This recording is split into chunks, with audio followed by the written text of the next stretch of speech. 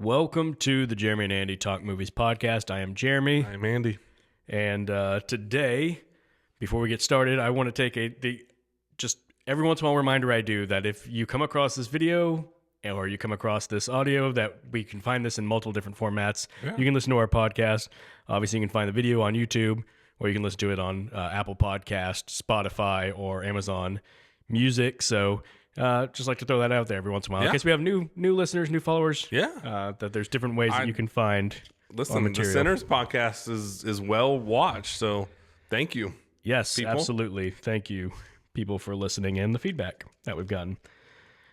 So today, we're going to be talking about the new action sequel, The Accountant. The Accountant 2, or The Accountant Squared, depending on how you want to identify that particular marking. Nice. On that. This is, of course, a sequel to The Accountant, which was a movie that came out in, I want to say, like 2016, isn't it? 16? Is it 16? Does that sound right? That sounds right. And it was, I kind of thought it was a movie that just sort of came and went. Mm-hmm. And I told you before, I thought this is a movie that I thought, I like this movie, but nobody's heard of it. It's not, kind of a unique thing. And then I'm shocked at, as The Accountant 2 was planning to come out, I was like, I can't believe there's a sequel. And I kept hearing, kind of that low-key buzz. Yeah. Like being at theaters, people would walk by the Accountant 2 poster, and I'd hear people be like, there's certain demographics where, middle-aged men be like, hey, Accountant 2, or the previews would come up, and I'd hear some excitement. I was like, man, apparently people like The Accountant more than I It's a great, thought. TV or DVD movie. Yeah, where you just a good call. You catch it and you're like, you know what, this is a pretty cool movie. Yeah. Yeah. So The Accountant 2, I'm going to read a summary of it here. And I love your We'll see summaries. how I do. So said, once again, we follow protagonist Christian Wolf, an accountant/vigilante on the autism spectrum, whose uniquely brilliant mind allows him to see patterns and solve puzzles better than anyone. When former detective Ray King is murdered, he leaves behind a request for the services of the accountant. Chris takes on the case in his own way, while also deciding to enlist the help of his estranged brother Braxton, who has the same propensity to use violence to solve his problems, but doesn't understand the way Chris's mind works. Together they fight and shoot their way through the bad guys and into a closer brotherly bond. It's a great description, as always. Thank you. Andy, Yes. was The Accountant 2 good? Yeah. The Accountant 2 is awesome. I had a blast watching this movie. I hope they make The Accountant 3, 4, and 5. I love this movie. I had a great time watching this movie. Fair enough. My answer was also yes. I guess not surprising. It's one of those movies, if you like The Accountant, there's no reason not to be in on The Accountant 2. Yeah. But I did write this note.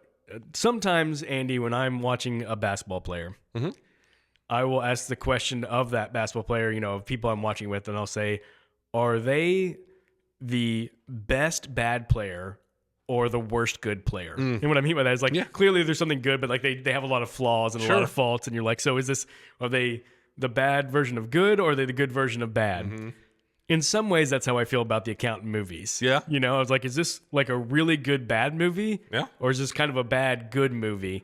And I'm not sure which one it is. I don't know either. But I definitely want to emphasize that they're just fun. This is the kind of thing where it's make more movies like this. Yeah. Yeah. And also, I'm just going to go ahead and jump into this. I owe John Bernthal an apology for not recognizing his awesomeness all this time. Okay. I've just never talked about him before. Yeah. And it's that dude's just always solid in movies. He is. I think there was a little bit of overexposure for a minute there. Kind of the current Pedro Pascal conundrum. Maybe. Where it's everybody likes this guy, but he's in a lot. He's showing he's up kind in a of lot. the same all the time. But man, does he just brings an energy that more movies could use, I think. Yeah.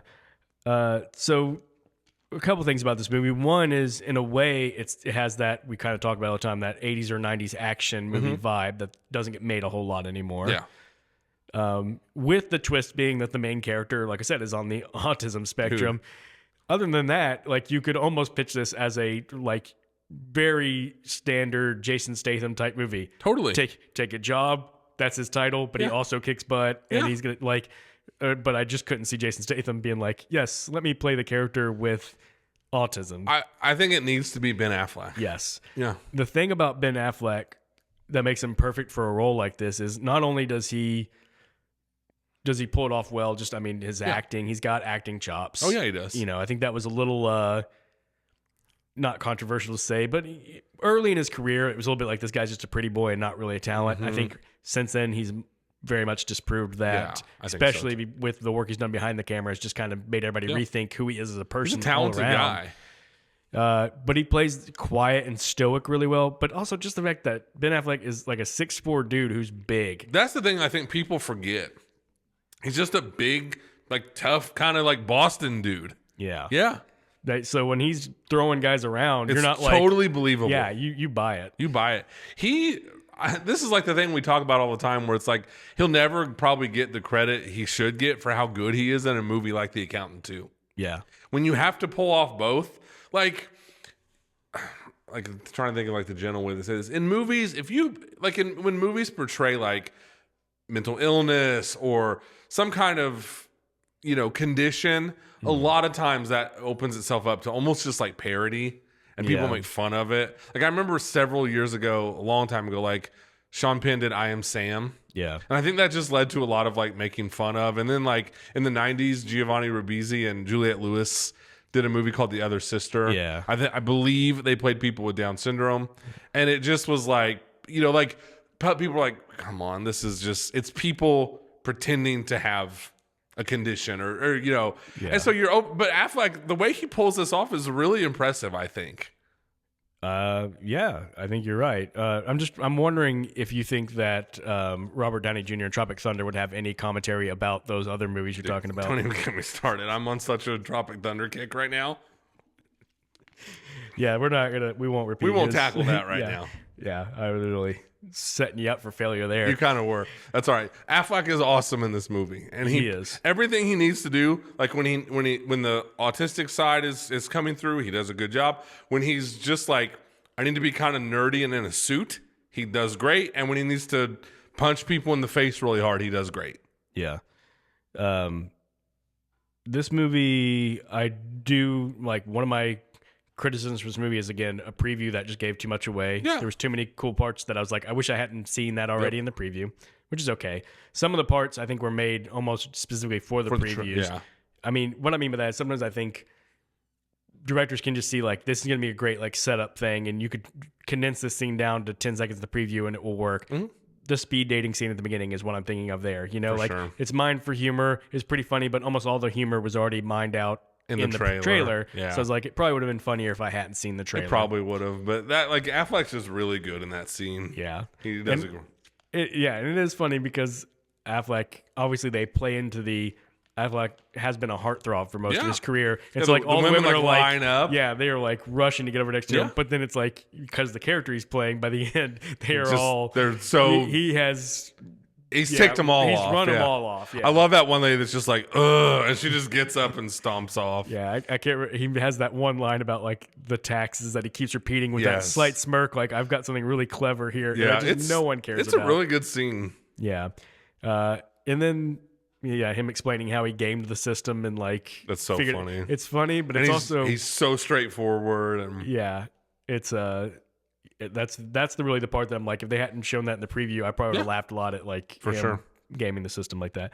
So just a small nitpick that there was a couple things in the movie like that where I'm like, I wish I didn't know already from the preview with that. So small complaint.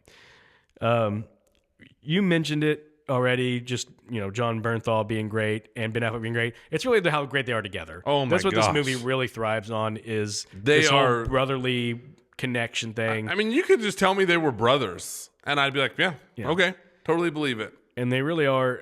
It's an opposites in every way. I mean, from the fact that Bernthal's what, 5'8"? Yeah. I mean, so it's kind of almost funny, like they're brothers, but there's such a huge size disparity. But then Bernthal's the big personality. He's the small body, big personality, and Affleck's the opposite. He's this like really keep myself small and quiet guy with the big body. And I mean, it's almost like right out of Central, movie writing, the opposites thing. Like, make them as different as possible, and so their little conflicts and chemistry is all going to be just off the charts. This movie is not breaking any new ground.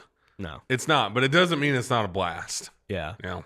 So yeah, that's really what what makes the movie go. That's the secret sauce, the fuel behind it. It absolutely is their connection. And they do the smart thing where they, it's what, 30 minutes into the movie before you see Bernthal probably. And then maybe longer. I don't know. Maybe it's not. It's probably about that. I Yeah. don't know. And he's just like, you see him and he just is doing a monologue in a mirror in his underwear.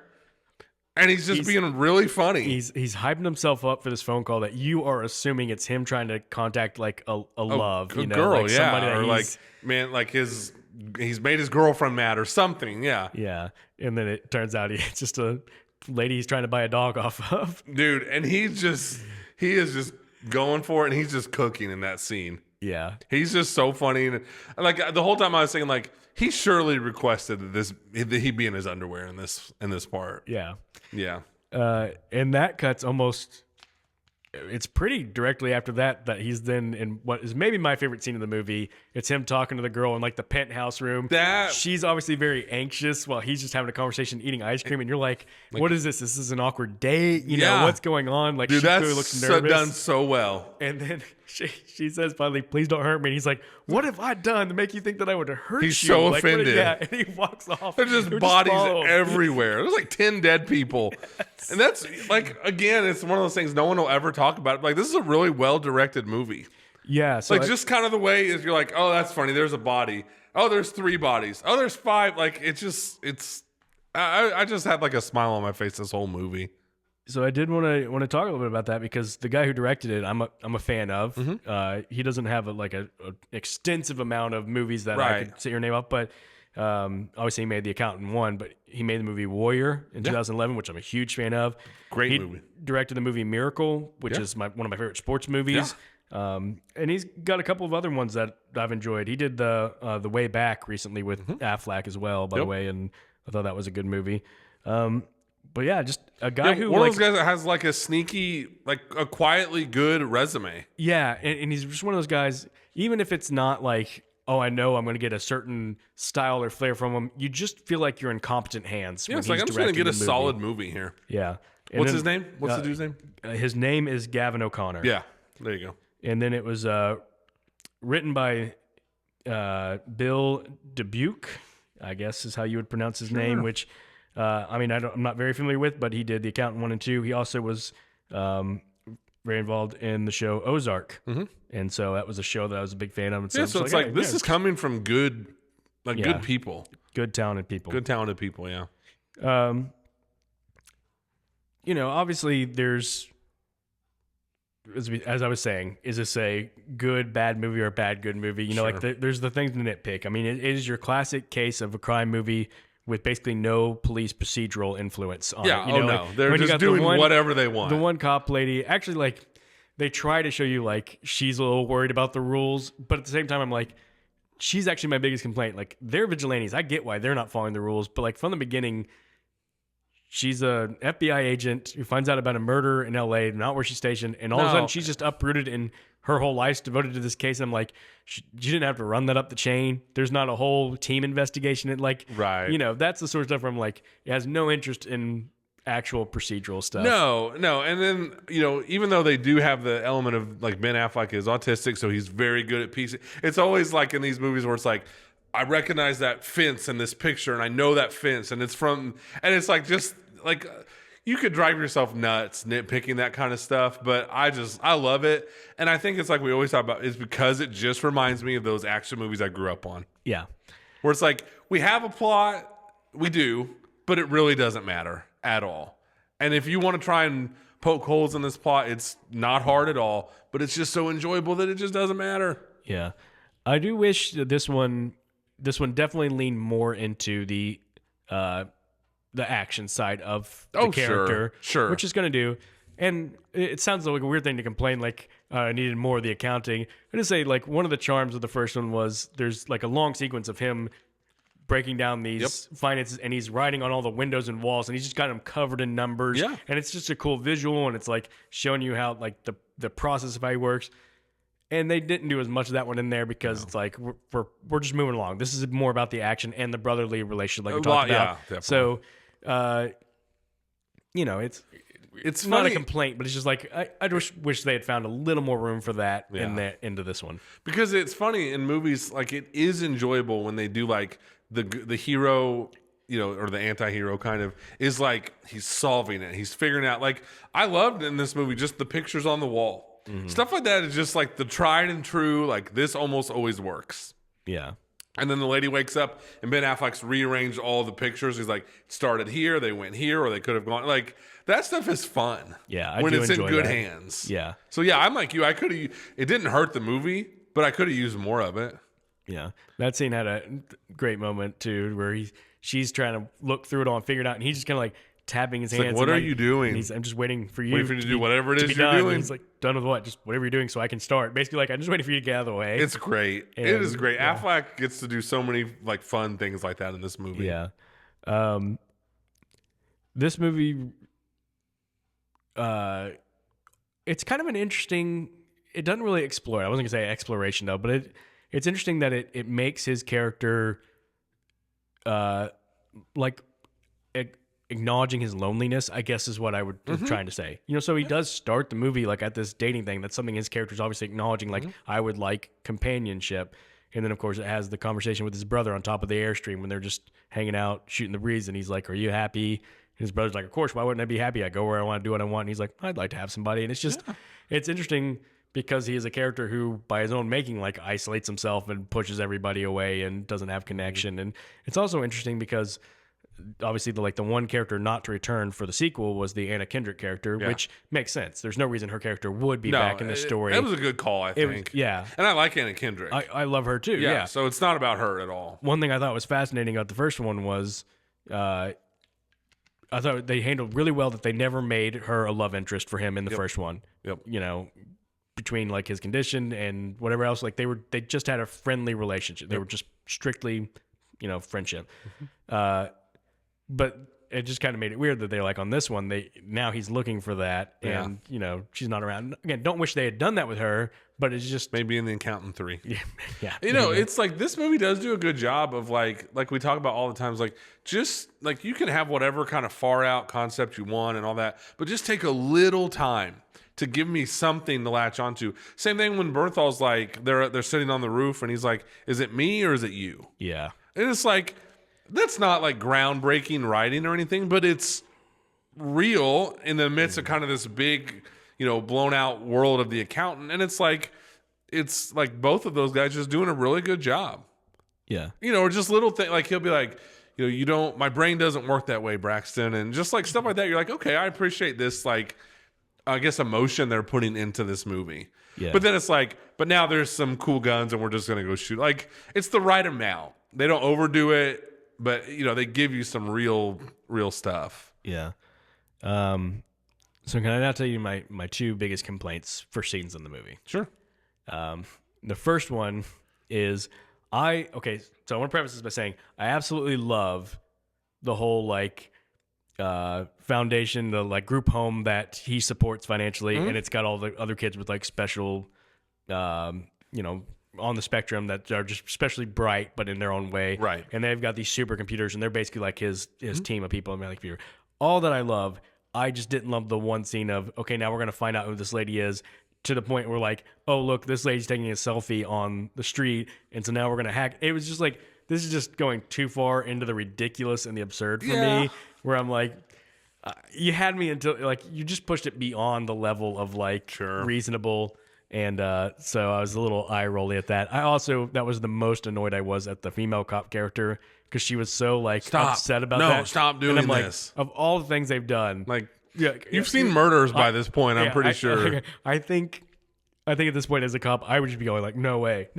Like, seriously, are they doing this? You would not be objecting. Yeah.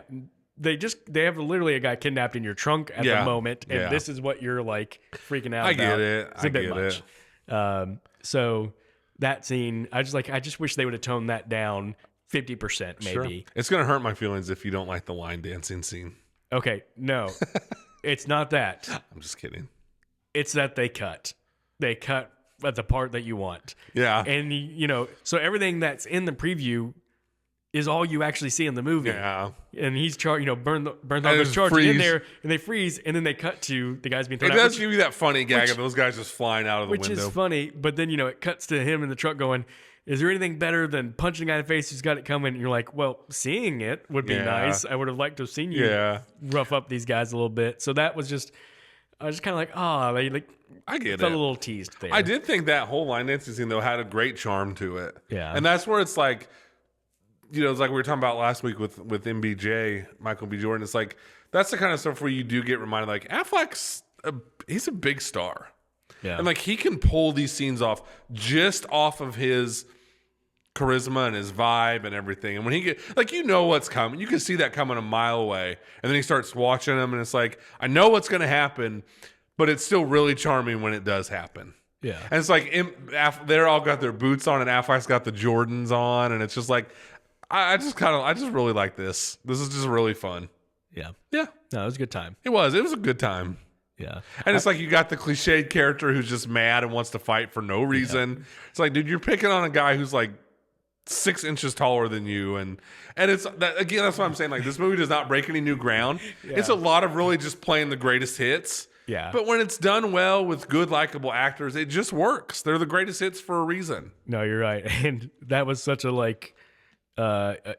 a common trope in like Schwarzenegger movies where some guy would be talking trash to him that you're going like, dude is towering over you in muscle bound. Like, what are you thinking? Yep. But it is always satisfying. Works. Like, it's satisfying. It is.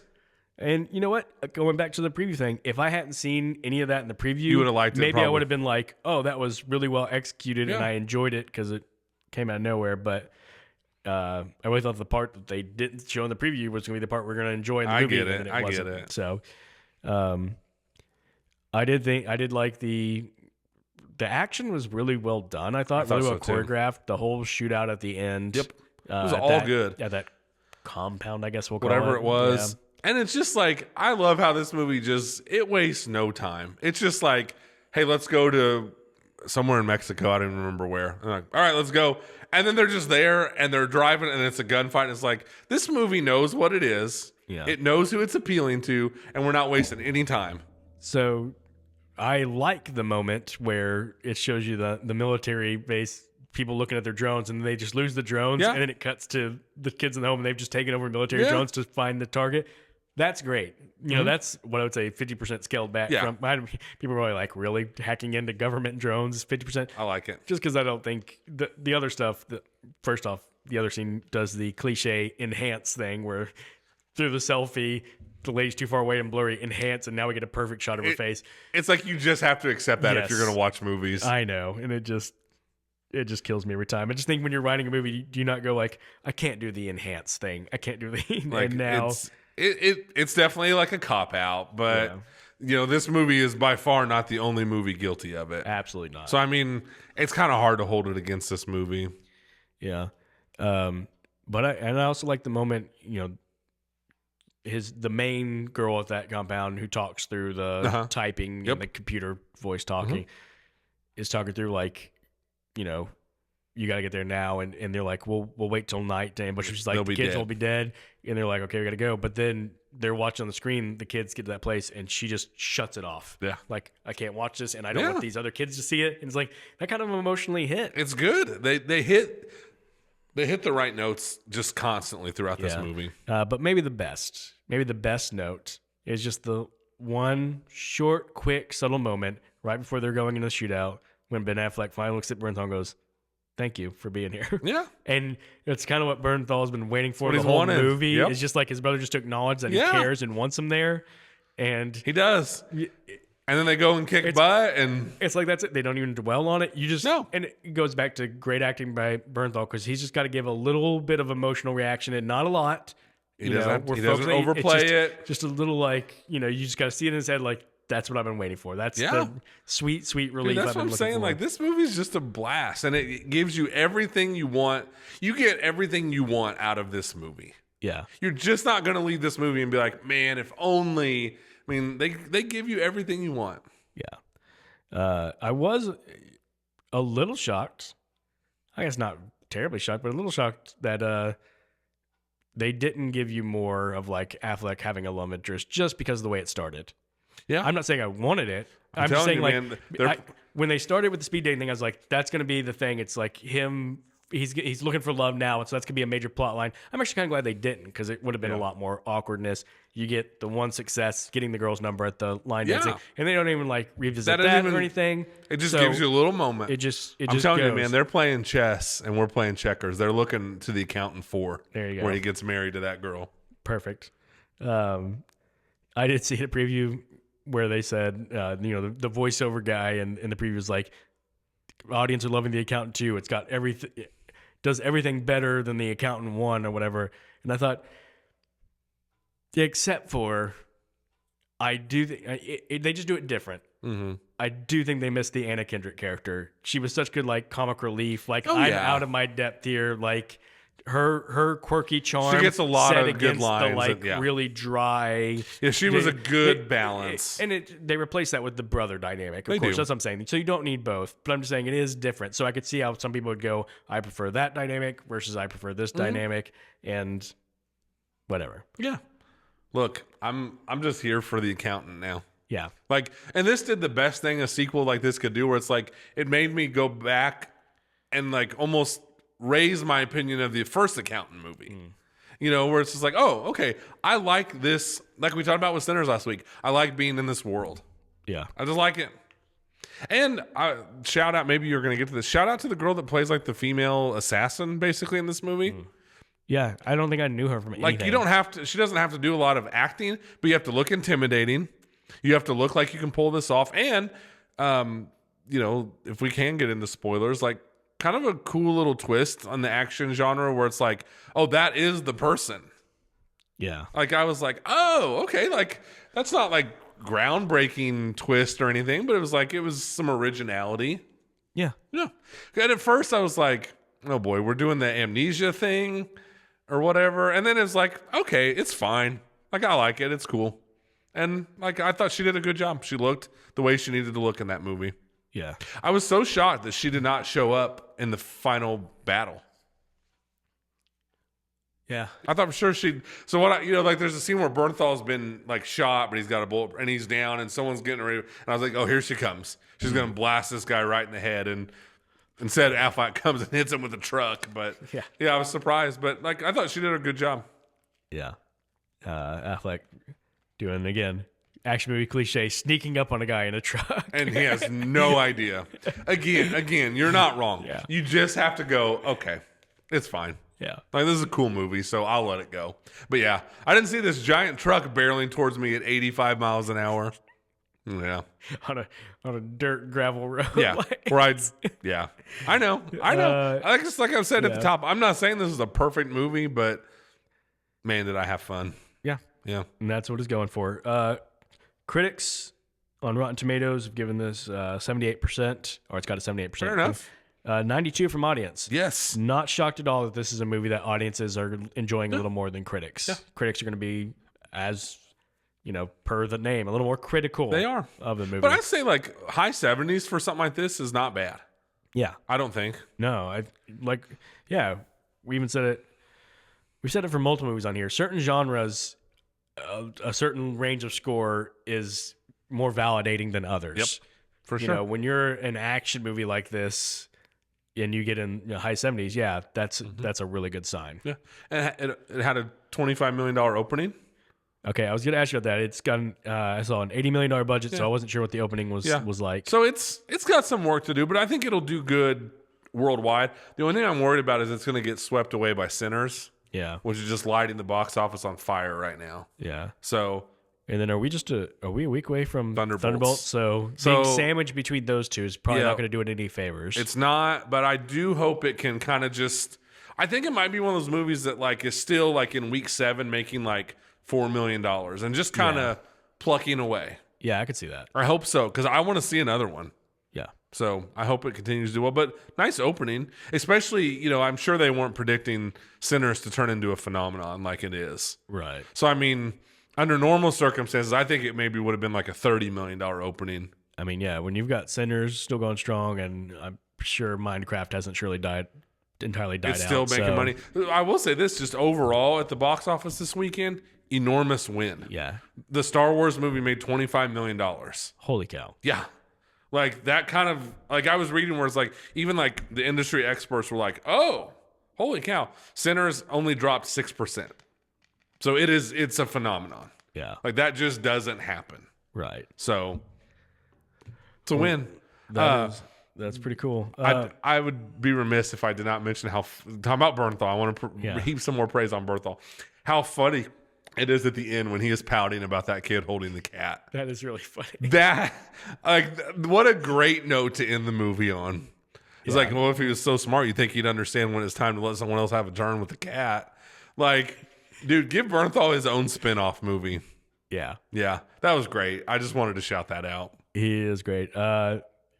For best bit of trivia, there's not a ton of trivia on this movie, Right. but I just love it's really not even the trivia that makes it interesting. It's something that's in the movie that's interesting, and the trivia is just that it's true. And that's when Braxton's telling that woman in Germany in that scene we talked about loving so much about Terry the dog from Wizard of Oz making twice as much as the Munchkins. It's true. It's actually true that the dog did receive double what the little people received. So I thought it was just a cool fact. I mean, I don't know why somebody would just make that up for the movie, but I was like, that is a little interesting fact that he throws out there in that just wonderful scene. Yeah. Yeah. That's great. Do you think that Affleck wanted to do this as like a counter to his buddy Damon having the Bourne franchise?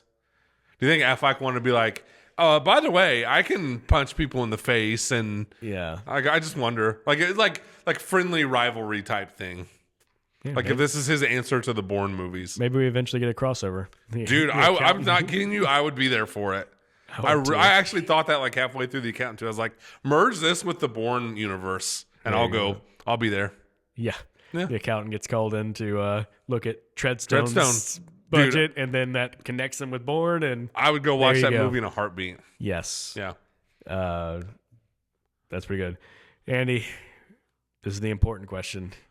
Where do we put Uncle Chip in the accountant too? Dude, I think I think he would just blend in so well in this world. Because anytime you're crossing just crime, and this movie is like not silly, but it's not like ultra serious. So I mean, like, you could slot Uncle Chip in just a slew of places. Yeah, I would love for Uncle Chip to also, like, when he's with that girl and she's distressed and stuff, and he's like, why would you think I'm going to hurt you? I would also love for Uncle Chip to be there and just be like, like so willing to like take her, not me. Like, he would just be such a coward, and that would be great. Like, or there's a scene where they call on some ladies in a hotel, like a seedy hotel. Like, Uncle Chip's just in the background, like getting ice or something. Like, that seems like a hotel Uncle Chip would frequent. Yeah. Those are very good answers. I went just kind of basic and obvious. Thought maybe it'd be great if he was just one of the people running that group home for the smart kids, and he can give the exact same speech that he gave. Dude. And he was like, "We're gonna do our best for you kids." It's probably not gonna be very. Probably gonna be terrible. That would be awesome. That would be awesome. I think he would fit really well in the accountant universe, though. Absolutely. Well, that is going to do it for our conversation. Can I ask you one more question? Oh, yeah. Because you asked the question, so I want to ask you, what's your favorite Affleck? My favorite Affleck. Okay. So I do think if you're asking just what's the best movie that Affleck's in, it is Good Will Hunting. That's what I answered. But if I'm answering like what's the best Affleck, I go The Town. Yeah. So I think that's the one that obviously he stars and directs that one. He is the featured guy in it. And I think if you try to tell someone like, no, believe me, Affleck's awesome, I'd show him The Town. Yeah. Whereas it's not that he's bad in Good Will Hunting, but that's the Damon showcase, the Robert Williams showcase. Yeah. And he's got a great smaller supporting part. But yeah, that's the way I would go with that. So you're an Affleck fan. I'm an Affleck fan. I do too. I like him too. I feel bad for him. Like, seems like for so much of his career, people have been way more interested in his personal life. Yeah. I don't care about any of that crap when it comes to celebrities. I just like, I just want to see their movies, and I like Affleck. Yeah. I'll forever maintain he did a good job as Batman. His movies just sucked. I know. I still say he might have been the best at being both Batman and Bruce Wayne. He did a great job. He just had nothing to work with. And, I've got to shout out one of the most iconic memes of him standing there just looking exasperated, holding that. What is it? Holding a cigarette or something? Yeah. I've used that many times. Yeah. So I'm glad Affleck's in our lives. I like him. yeah. Yeah. So definitely pro Affleck. Me too. Pro Bernthal. Oh, pro dude. Gavin O'Connor. So Bernthal will start coming up from now on this podcast from time to time. I guarantee it. That's the dude they talk about all the time on the rewatchables. Chris Ryan doing the Wayne Jenkins. Yeah. That's the character that Bernthal. yeah. Yeah. So, I mean, I'm not the first one to jump on the Bernthal train, but just something about this movie was like, dude, this guy's just awesome. Yeah. Last thought I'll have on that is just he was in the movie Fury, Yep. Brad Pitt Yep. tank movie, and it just always kind of fascinates me that he was kind of like low man on that cast. Mm-hmm. He's playing kind of a despicable character, Yeah. like just kind of this. I mean, the whole group is supposed to be kind of love him together, but he's kind of this dumb, Yeah. like constantly causing problems type guy. But it's just funny to think of looking at that cast. He's leapfrogged everybody but Pitt. Yeah. And he probably right now works more often than Pitt. Yeah. Like it's crazy to look at that and see That how far dude, he's come. I mean, he just has a charisma, man. yeah, So, yeah. Kudos. Great job by him. absolutely. So that'll do it for our conversation of The Accountant 2. Yeah, go see it. It's fun. This will be our first of 2 episodes coming out this week. Yeah. So shortly we are going to record, and then in a few days you'll get our review of the new Netflix movie Havoc. Yeah. So if you were wanting to hear us talk about that, just tune in later in the week. And until then, we'll see you next time. Yep.